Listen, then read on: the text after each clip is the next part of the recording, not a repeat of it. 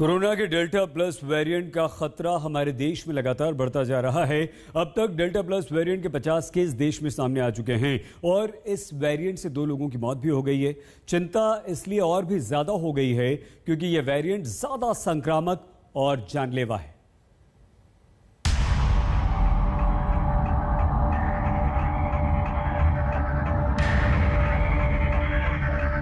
क्या corona virus का नया वेरिएंट बड़े खतरे की आहट है?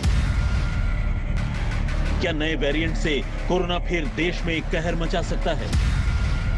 क्या डेल्टा प्लस वेरिएंट कोरोना की तीसरी लहर की वजह बन सकता है?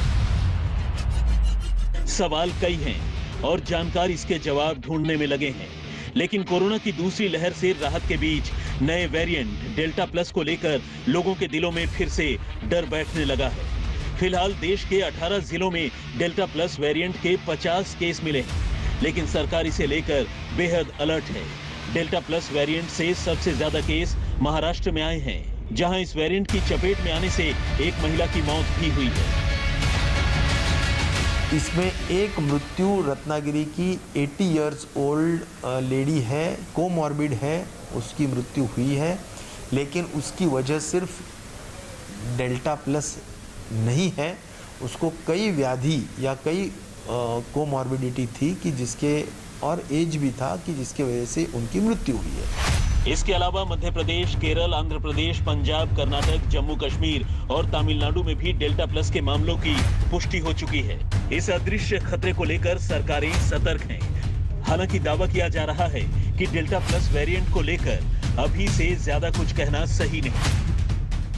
20 है, वो 20 के 20 बिल्कुल दुरुस्त होके अपने घर गए हैं। इसलिए डेल्टा प्लस वेरिएंट को कोई बहुत अभी इमीडिएटली डरने वाली बात नहीं है और यह वायरस अभी बड़े पैमाने पे म्यूटेट भी नहीं हुआ है। 6 केसेस आए हैं, जिसमें से 5 जिनको वैक्सीन लगी थी वो पूरी तरह स्वस्थ हैं।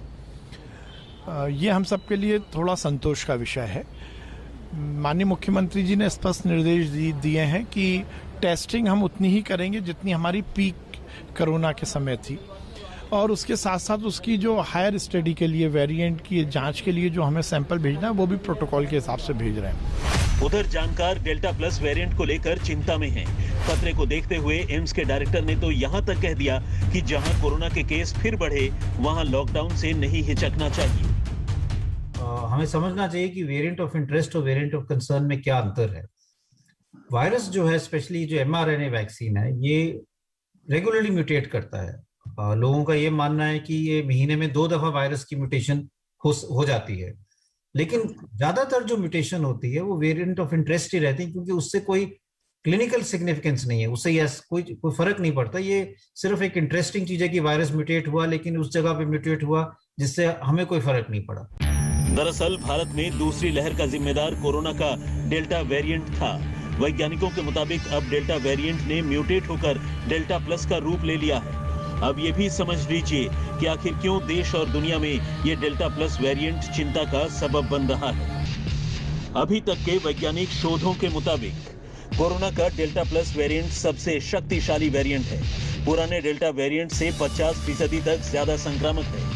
ये वैक्सीन और इन्फेक्शन इम्यूनिटी दोनों को चकमा दे सकता है। कोरोना के डेल्टा वेरिएंट को लेकर डर के बीच कांग्रेस नेता राहुल गांधी ने केंद्र से 3 सवाल पूछे हैं। इसकी जांच और रोकथाम के लिए बड़े पैमाने पर टेस्टिंग क्यों नहीं हो रही? वैक्सीन इस पर कितनी प्रभावी है और पूरी जानकारी कब मिलेगी? तीसरी लहर में इसे नियंत्रित करने का क्या प्लान है? इन सवालों के बीच डेल्टा प्लस ने फिर से मुश्किल दौर के संकेत देने शुरू कर दिए हैं। जरूरत संभल कर रहने की है। आज तक ब्यूरो।